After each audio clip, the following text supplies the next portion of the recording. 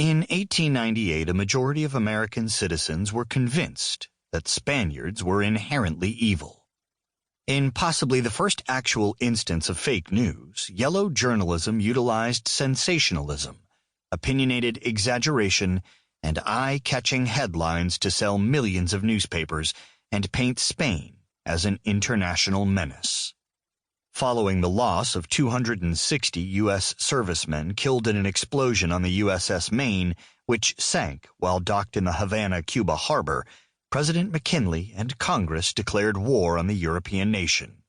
Within a matter of weeks, the United States acquired Cuba, Guam, Puerto Rico, Hawaii, and the Philippines, where almost 250,000 Filipinos perished while fighting the American occupation for 3 years.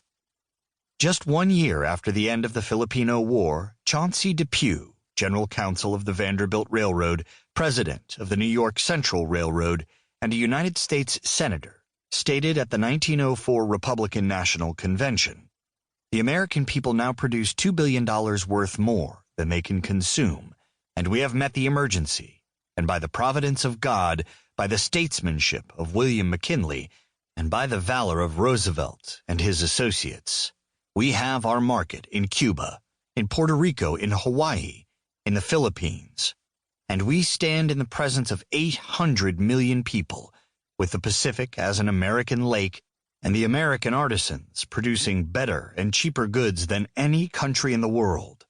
Let production go on. Let the factories do their best. Let labor be employed at the highest wages, because the world is ours."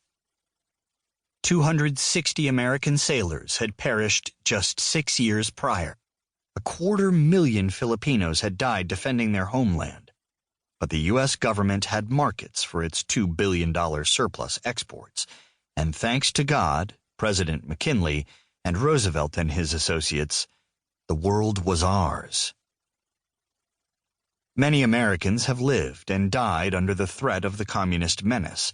The Korean and Vietnamese wars, the ensuing Cambodian and Laotian conflicts killed around 100,000 Americans, injured and maimed hundreds of thousands of its soldiers, and killed and maimed millions of local militia and inhabitants. The toll on America's national debt was staggering, and in the case of Vietnam, America's social and moral consciousness was ripped apart. All for what? This communist menace? The Vietnam War ended in 1975, yet a mere 17 years later, in 1992, the United States government and Hanoi began trading with one another, currently exporting and importing billions of dollars of merchandise each year. And those feared Russian and Chinese commie dogs?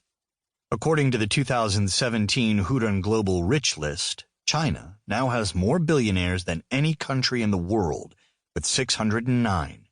Followed by the U.S. with 552, while Russia boasts 68. New York has a professional basketball team, the Brooklyn Nets, owned by one of those Russian billionaires, until owner Mikhail Prokhorov sold it in late 2019 for $3.5 billion to Taiwanese billionaire Zhou Tsai. The Berlin Wall fell in 1989, and in 2009 a communist purchased a U.S. sports franchise, the 7th most valuable NBA team, and its home, the Barclays Center in downtown Brooklyn, valued at $1.8 billion in December 2017. Just a little over 20 years prior, Americans were programmed to fear a Soviet Union nuclear attack.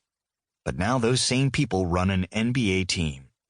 That commie menace has since been replaced by the terrorist menace, which has justified more wars, this time in Afghanistan and Iraq, and additional incursions into other Middle Eastern and African nations.